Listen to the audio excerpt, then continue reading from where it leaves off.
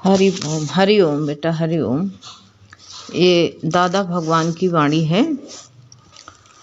सतगुरु ही हमारा सच्चा साथी है, सतगुरु ही हमारा सच्चा साथी है। वो जानते हैं कि कब मुझे कठोर होना है, कब मुझे प्यार देना है। सच में हमको तो बड़ा अटपट लगता है कि भगवान ने, गुरु ने हमको जो है कठोर वाणी से बोल दिया, हमको तेज वाणी से बोला, हमको जो है ऐसा सबके सामने लगेगा अपमानित हो गए। लेकिन नहीं, गुरु को पता है कि कब मुझे कठोर होना है, कब मुझे प्यार देना है। दादा बता रहे हैं कि कब मुझे कठोर बनना है, कब प्यार देना है। जो साधक जो प्रेमी जो है अनुशासन में रहता है, वही सच्चा प्रेमी है, वही सच्चा साधक है। गुरु का किसी न किसी का अनुशासन चाहिए, अनुशासन में रहता है तभी उसको समझो वो सच्चा भक्त है। जो अपनी मनमानी करता है वो सच्चा भक्त नहीं होता है।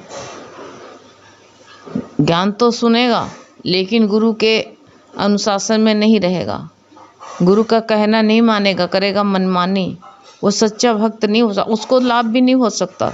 सारी जिंदगी साधना में लगा रहे, सत्संग सुनता रहे, लेकिन कोई लाभ नहीं हो सकता उसको कभी भी। श्रद्धे नहीं है तो उसको लाभ कैसे होगा? श्रद्धावान ही ज्ञान से लाभान्वित होता है। तो वो जो है इसलिए जो है वो अनुशासन में नहीं रह सकता है कभी भी, क्योंकि उसको जो है ये रहता है सबसे बड़ा। उसके सद्गुरु यदि केवल प्रेम दें, कठोरता न दें, तो ये प्रेमी जो है, प्रेमी के मन में अहंकार आ जाएगा। जैसे उनको आया था ना कि गुरु देखा, दुनिया को तो सबको डांट देते हैं, सबको सब कुछ कह देते हैं, लेकिन हमको गुरु आज तक कुछ नहीं कहे। गुरु हमसे बहुत प्यार करते हैं। अरे उस तो सबसे प्यार करते हैं ना, ये तो हमारी भूल है। उनके लिए तो सब बराबर है। जो सच्चा गुरु होता है, सच्चे गुरु के लिए सब बराबर होता है, कोई अपना न कोई पराया, सब अपना होता है उनका। सच्चा गुरु जो होता है सब उनका अपना होता है। तो इसलिए जो होता है तो मन में अहंकार आ जाता है। अब जो है हमारा अहंकार के साथ मिल सकता हूँ मैं। हम तुरंत ही जब गुरु कठोर न बने तो हमको अहंकार आ जाएगा, हम अहंकार के साथ मिल सकते हैं। हमारा गुरु के प्रति भारी प्रेम और श्रद्धा होती है। जब श्रद्धा होएगा, प्रेम होगा, तो हमको डर भी रहता है कि वो कहीं प्रभु मेरे गुरु कहीं क्रोधित ना हो जाए। तभी ऐसा मालूम होता है जो कोई श्रद्धा करेगा, वही, जिसको ज़्यादा प्रेम होगा तो वही डरता रहेगा। अपनी हर बात में गुरु की नज़र से उसको जो है समझ जाएगा कि मेरे प्रभु को, मेरे गुरु को क्या पसंद है। जो ऐसी जो है गुरु कठोर क्यों हुए? हमारे अंदर कोई ना कोई कमी हो गई। हमको जो है ऐसे हमारी ज्ञान में कुछ ना कुछ कमी है, हमारी रहनी में कोई कमी हो गई, तो अपनी तरफ हम ध्यान देते रहेंगे। तो श्रद्धा के कारण ही हमको डर रहता है। जो श्रद्धालु रहता है उसी को डर रहता है कि गुरु कहीं क्रोधित न हो जाए या उनकी किसी आज्ञा का उल्लंघन न हो जाए। ये ध्यान में रहते हैं। जो सच्चा प्रेमी होता है तो उसको ये लगा रहता है कि गुरु की बात का कोई उल्लंघन न हो जाए। गुरु के आज्ञा में रहना है हर वक्त, उसको हर बात पर गुरु के आज्ञा में रहना। गुरु के आज्ञा में सार बड़ा। भले से गुरु क्रोधित हो रहे हैं तो क्या हुआ, जो है बहुत सार है, तो वो सार नहीं होता है, तभी तो कहते हैं कि जो गुरु के आज्ञा में रहेंगे तभी जो है हमको परेशानी होगी। तो जो श्रद्धा होती है तो डर रहता है कि गुरु क्रोधित न हो जाए और उनकी किसी आज्ञा का उल्लंघन न हो जाए, ये भी तो रहता है। तो इसी तरह कहते हैं हमारी सारी वृत्तियाँ और इंद्रियाँ एक तरफ केंद्रित हो जाती हैं। जब ऐसा कुछ करना, साधना नहीं करना पड़ता, खाली गुरु के प्रति श्रद्धा हो, प्रेम हो, अपने आप ही सब सारी शक्तियाँ और इंद्रियां जितनी हैं सब एक तरफ केंद्रित हो जाती हैं। इंद्रियां बाहर की तरफ नहीं जाएंगे, कोई हरकत नहीं करेंगे। हम इंद्रियों से बहुत हरकत करते हैं, लेकिन जब गुरु के प्रति श्रद्धा हो जाएगी तो हमारी इंद्रियों से कोई हरकत नहीं होगी, एक भी हरकत नहीं होगी कुछ भी, क्योंकि गुरु के प्रेम है तो हमारी हरकत नहीं होगी। तो सब अपने आप समूह, इंद्रियों के समूह जितने हैं उतने एक पर गुरु की तरफ केंद्रित हो जाएंगे। और कहते नहीं हैं, गुरु की डांट और कठोरता में भी उनका महान प्रेम होता है। डांटते भी हैं तो ये सोच लो महान प्रेम करते हैं हमसे। अब ये भाषा कौन समझ पाएगा?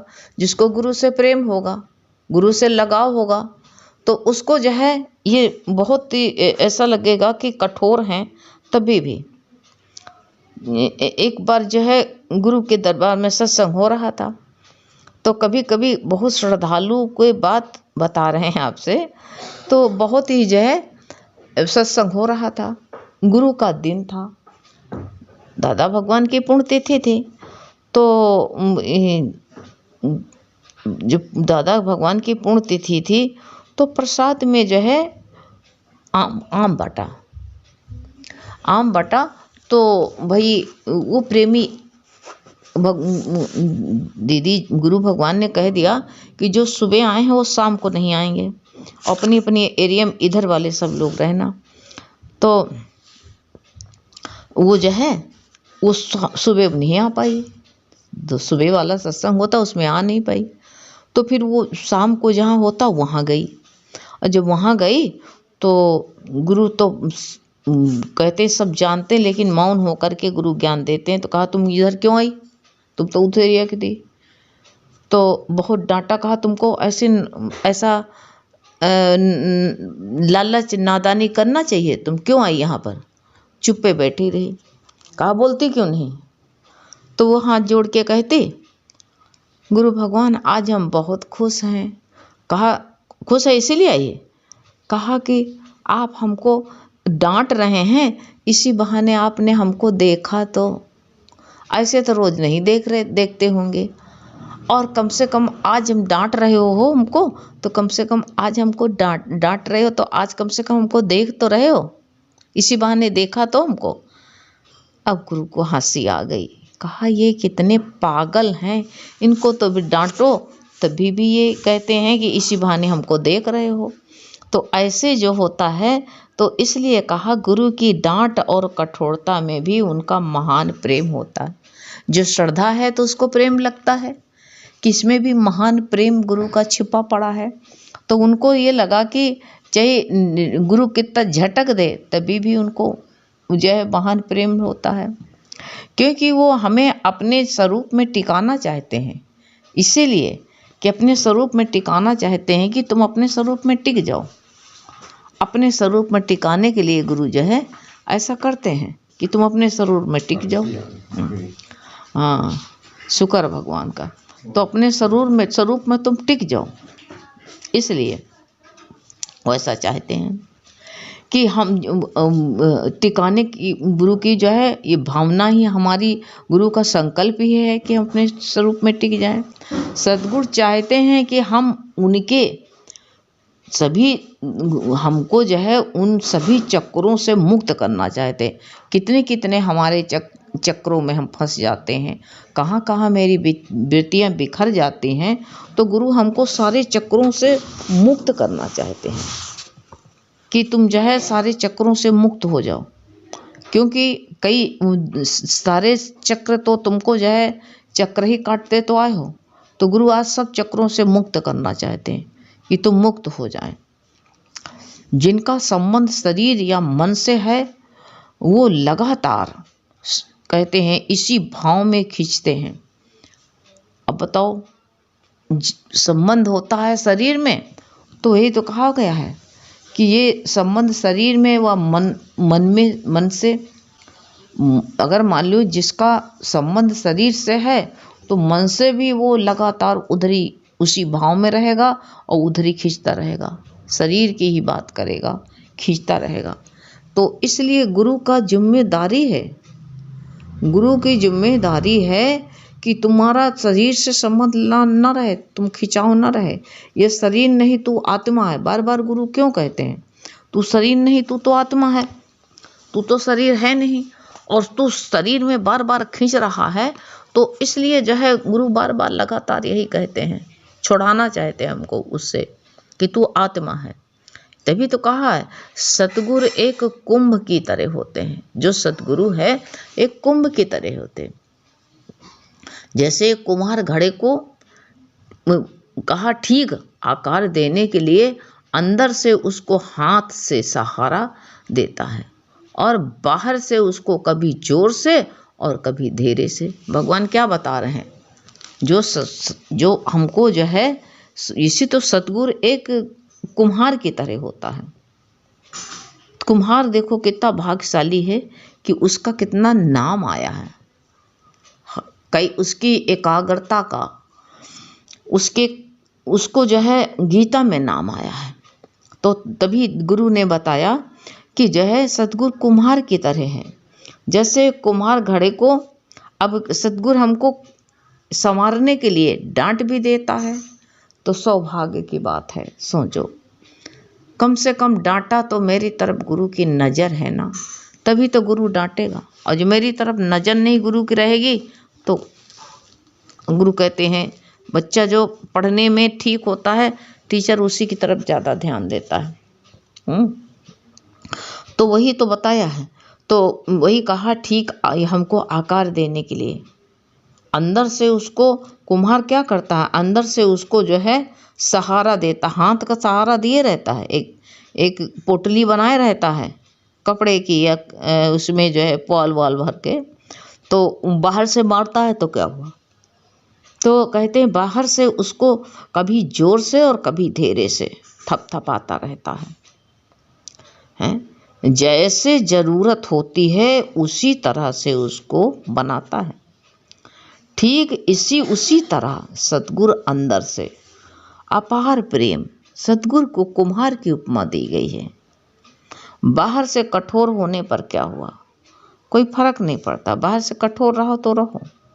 तो इसीलिए वो क्या करता है, तो हमको जो है हमको बनाता है, जैसे कुम्हार बनाता है ठीक उसी तरह सतगुरु भी अंदर से अपार प्रेम, अथाह प्रेम सतगुरु के अंदर रहता है, अपार प्रेम रहता है, अथाह प्रेम रहता होता है।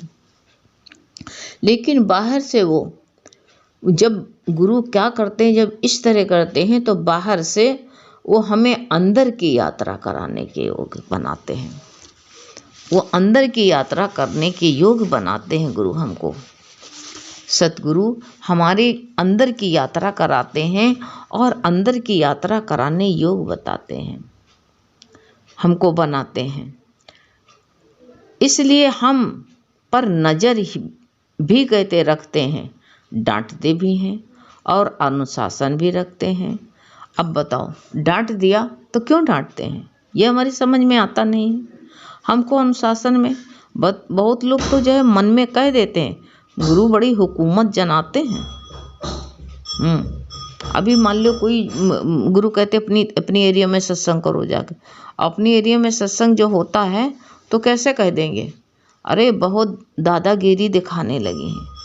अब ये नहीं जानते कि वो गुरु से सीख करके आए हैं, उसी तरह वो भी अपने अनुशासन में करना चाहते हैं कि दुनिया से हटो तुम। बिना गुरु के अंदर की यात्रा होना संभव नहीं है, अंतर्मुख हो नहीं सकते हम बिना गुरु के। जो गुरु मिलता है तभी अंतर्मुख होते हैं हम। तो ही कहते हैं सतगुरु ते भय उपजे, सतगुरु से निर्भय हो। सतगुरु से ही भय उपजता है और सतगुरु से ही हम निर्भय हो जाते हैं। जो सतगुरु पहले भय देता है कि तुमको जो है डांटता है कैसे नहीं ऐसे होना चाहिए, वही हमको निर्भय भी बना देता है। वही तो कहते हैं सतगुरु से ही निर्भय पाइया मोक्ष के द्वार। जो सतगुरु से निर्भय हो जाते हैं तभी मोक्ष का द्वार मिलता है। और बताते हैं कि जब सतगुरु की बात नहीं मानते तो अहंकार के सामने एक अहंकार को समझने के लिए ज्ञान की आवश्यकता बहुत ज़रूरी है। हम अपने अहंकार को जब समझ नहीं पाते हैं कि तब ज्ञान बिना नहीं समझ पाएंगे। गुरु कहते पंचर होता है ना, तो जब उसको बाहर से नहीं दिखता है, पंचर बनाने वाला जब टब में बोरता है तब पता चलता है हवा भर के कहाँ से हवा निकल रही है। ऐसे जब हम सतगुरु के शरण में जाते हैं, ज्ञान सुनते, तब पता चलता कि यहाँ पर मेरा अहंकार है, मेरी कमी है। जब हमें गुरु के मुख से अपने स्वरूप का ज्ञान होता है तभी हम कहते हैं अपने अहंकार को समझ पाते हैं। तभी समझ पाते, ऐसे नहीं समझ पाते हैं कि ऐसे तो लगता है हमारे अंदर को हम बहुत अच्छे, हमारे अंदर कोई अहंकार है नहीं। लेकिन देखो तो संत की शरण में जाओ तब अहंकार पता चलेगा कि हमारा यहाँ अहंकार है। जब हम सतगुरु के पास जाते हैं वो हमें सबसे पहले अपनी खोज के लिए कहते हैं। ये नहीं कहते हैं साधना करो। सतगुरु जब मिल जाता है तो अपनी खोज बताता है कि अपनी खोज के लिए सबसे ज़्यादा आपको अपने खोज के लिए कहते हैं कि अपने खोज के लिए कहते हैं कि जानो कि तुम कौन हो। सृष्टि के आरंभ में सब कुछ, जब कुछ नहीं था तो केवल एक निराकार था। सृष्टि के आरंभ में जब कुछ नहीं था तो एक निराकार था। निराकार ने संकल्प किया कि मैं एक से अनेक हो जाऊं। उसी के संकल्प से अनेकता आई है, मैं एक से अनेक हो जाऊं। वही निराकार सब कुछ बन गया। अब भगवान की देखो, भगवान का ज्ञान कहते उसी निराकार ने अपना रूप धारण किया है। सब वही निराकार ही बन सब कुछ बन बैठा है। आज वो भी कहते हैं वही निराकार साकार हो गया। वही आज निराकार जो है साकार हुआ है और अनेक रूपों में लीला कर रहा है। कहते हैं आपे खेल बनावे आपे खेलन आए, खेल संकोचे तो आपे आप हो जाए। आप ही ने तो खेल रचाया है और आप ही ने तो खेल रहे हैं। और कौन खेलता है? खेल संकोचे तो आप ही आप रह जाते हैं और कोई है नहीं। हरिओम बेटा।